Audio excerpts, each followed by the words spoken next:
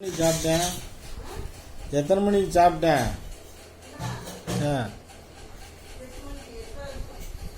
நல்லா சாப்பிட்டானா? நல்லா சாப்பிட்டானா இல்லையா?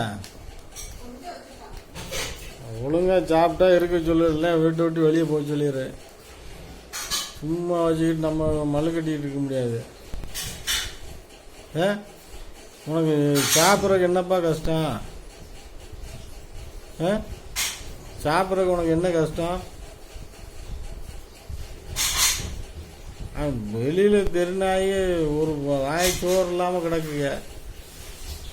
உனைய இப்படியே சாப்பிடு சாப்பிடு சாப்பிடுன்னு எத்தனை தடவை நம்ம பேசுறது? என்ன கண்ணை மூடிக்கிட்ட ஒழுங்கா சாப்பிடுவா இல்லையா?